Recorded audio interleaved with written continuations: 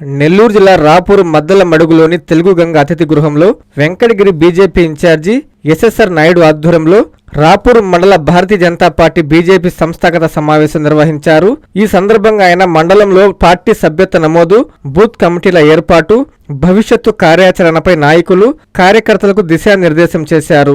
అనంతరం ఎస్ఎస్ఆర్ నాయుడు మీడియాతో మాట్లాడుతూ 2 నెలల్లో రాబోయే స్థానిక సంస్థల ఎన్నికల్లో భాగంగా పార్టీ బలోపేతానికి నాయకులు, కార్యకర్తలు కష్టపడి పనిచేయాలని కోరారు. బీజేపీ పార్టీకి కార్యకర్తలే ప్రధాన మూల స్తంభాలని కొనియాడారు. బూత్ స్థాయి నుండి పార్టీని మరింత బలోపేతం చేయాలని, కేంద్ర ప్రభుత్వం అమలు చేస్తున్న సంక్షేమ పథకాలను ప్రతి ఇంటికి తీసుకెళ్లాలని పిలుపునిచ్చారు. స్థానిక ప్రజలు ఎదుర్కొంటున్న సమస్యలపై నిరంతరం పోరాడాలని సూచించారు. ఈ కార్యక్రమంలో బీజేపీ మండల అధ్యక్షులు దూడల పెంచలయ్య, వెంకటరత్నం నాయుడు, ఆదిరెడ్డి, జయసింహ, జనార్దన్, బీజేపీ నాయకులు, కార్యకర్తలు పాల్గొన్నారు. వెంకటగిరి నియోజకవర్గం రాపూర్ మండలం భారతీయ జనతా పార్టీ సంస్థాగత సమావేశానికి రావడం జరిగింది.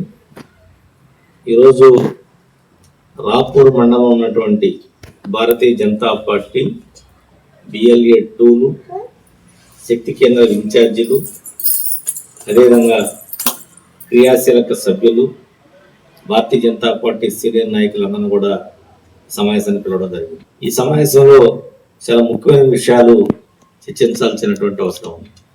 ఎందుకంటే రాబోయేటువంటి 2 నెలల లోపల స్థానిక ఎన్నికలు రాబోతున్నాయి. 2 ఎంపీటీసీ, జెడ్పీటీసీ ఎన్నికలు రాబోతున్నాయి. వాటిని ఎన్డీఏ కూటమి అందరూ కలిసి ఈ యొక్క ఎన్నికలకు వెళ్లాల్సినటువంటి అవసరం ఉంది. అదేవిధంగా ప్రస్తుతానికి ఎస్ఐఆర్ స్పెషల్ ఇంటెన్సివ్ రివిజన్ కార్యక్రమం ఫేజ్ 1 అయింది, ఫేజ్ 2 జరుగుతూ ఉంది. వాటిల్లో బిఎల్ఏ 2కి కొన్ని సలహాలు ఇవ్వడానికి నేను కూడా బిఎల్ఏ 1 వెంకటగిరి నియోజకవర్గం తరఫున నేను బిఎల్ఏ 1గా ఉన్నాను. అదేవిధంగా బిఎల్ఏ 2కి ఉపయోగమైనటువంటి నాయకులకి ఎస్ఐఆర్ సంబంధించినటువంటి కొన్ని సూచనలు కూడా చేయాల్సినటువంటి అవసరం ఉంది. ఎన్నింటిలో దృష్టిలో పెట్టుకొని ఈ నెల ఇక్కడ సమావేశం ఏర్పాటు చేశాం. అదేవిధంగా ఈరోజు మనం చూస్తూ ఉన్నాం, భారత ప్రధానమంత్రి నరేంద్ర మోడీ గారు 2014లో ప్రధానమంత్రి బాధ్యతలు తీసుకున్నప్పటి నుంచి మనం ఈ యొక్క పరిసర ప్రాంతాల్లో ఏదైనటువంటి అభివృద్ధి కార్యక్రమం జరిగే ఒకసారి చూస్తే 2014 ముందు, 2014 తర్వాత మనం కొన్ని ముఖ్యమైనటువంటి విషయాలు కొన్ని కానీ చర్చిస్తే ఈరోజు మన వెంకటగిరి నియోజకవర్గం ఎంత అభివృద్ధి జరిగిందో మనకు అందరికీ తెలుసు. నేను 2014 ముందు అనేక గ్రామాల్లో నేను ఇన్ఛార్జి బాధ్యతలు తీసుకున్న తర్వాత పర్యటన చేస్తున్నప్పుడు కనీసం అన్ని గ్రామాల్లో కూడా దాదాపు గ్రామాల్లో తాగేదానికి నీరు లేనటువంటి పరిస్థితులు. ఎందుకంటే అంతకుముందు 2014 నుంచి 2014 దాకా ఆంధ్రప్రదేశ్లో అదేవిధంగా కేంద్రంలో కాంగ్రెస్ అధికారంలో ఉన్నది. ఆ 10 సంవత్సరాల్లో కూడా ఎక్కడ వాళ్ళు కనీస మౌలిక సదుపాయాలు ఏర్పాటు చేయడంలో పూర్తిగా విఫలమయ్యారు. నరేంద్ర మోడీ గారు వచ్చిన తర్వాత NRDWP national rural drinking water ప్రోగ్రామ్ను కొద్దిగా ప్రతిష్టాత్మకంగా తీసుకొని ప్రతి గ్రామంలో ఒక ఓవర్ ట్యాంక్ నిర్మించి దాని ద్వారా పైపు లైన్ వేసి ప్రతి ఇంటికి కుళాయిల ద్వారా నీళ్ళు ఇచ్చేటువంటి కార్యక్రమం. అదేవిధంగా మనకి గ్రామీణ ప్రాంతాల్లో చాలా గ్రామాలకు రోడ్లు లేవు. ఆ రోడ్లు కూడా ఈ ప్రభుత్వాలు వచ్చిన తర్వాత, ఎన్డీఏ కూటమి 2014 వచ్చిన తర్వాత అన్ని గ్రామాలకు ఈరోజు తారు రోడ్డు నిర్మాణం జరిగింది.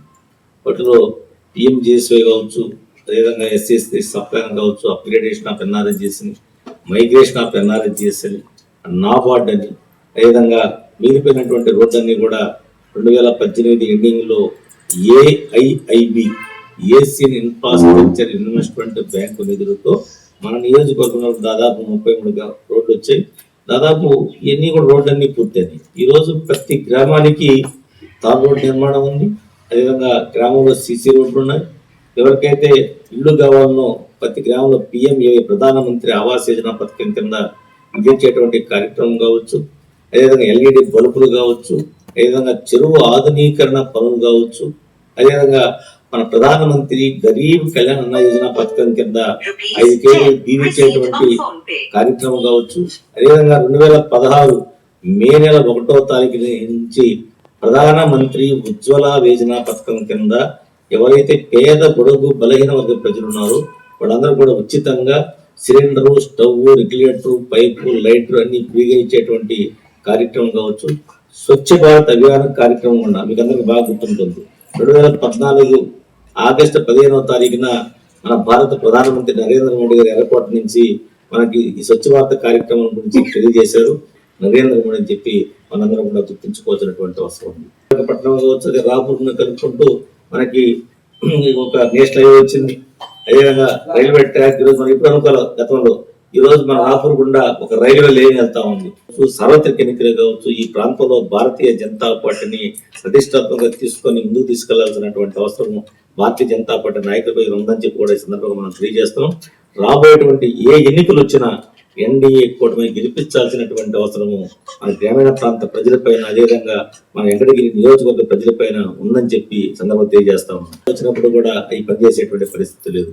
ఈ రోజు మనం చాలా మంది చూసాం. గతంలో వైసీపీ ప్రభుత్వం ఉంది, ఏ ఒక్క పని చేసేటువంటి పరిస్థితి లేదు. వాళ్ళు చేసిన పనులు ఏమైనా ఉన్నాయంటే కేంద్రం నుంచి వచ్చినటువంటి నిధులతో, ఎన్ఆర్జీఎస్ నిధులతో సచివాలయం నిర్మించారు. అదేవిధంగా రైతు భరోసా కేంద్రాలు, అదేవిధంగా విలేజ్ క్లినిక్స్ అని అదే చేస్తున్నది తప్ప అవన్నీ కూడా కేంద్ర ప్రభుత్వ నిధులతో 100% చేసినట్టే తప్ప వాళ్ళు చేసింది ఏమీ లేదని చెప్పి మనం గమనించాల్సినటువంటి. జన్మదినోత్సవ శుభాకాంక్షలు. కృష్ణపట్నం పంచాయతీ యువకెరటం సర్వేపల్లి ఎమ్మెల్యే సోమిరెడ్డి చంద్రమోహన్ రెడ్డి ఆశయ సాధన కోసం సోమిరెడ్డి రాజగోపాల్ రెడ్డి ఆధ్వర్యంలో కృష్ణపట్నం ప్రజల సమస్యల పరిష్కారం కోసం అనునిత్యం పాటుపడే ప్రజల నేస్తం, ఆపదలో ఉన్న పేదలను ఆదుకునే మంచి మనసున్న మనిషి, ముతుకూరు మండల తెలుగు యువత అధ్యక్షులు మా ప్రియతమ నాయకులు శ్రీ రాగాల శివకృష్ణ గారికి హార్దిక జన్మదిన శుభాకాంక్షలు.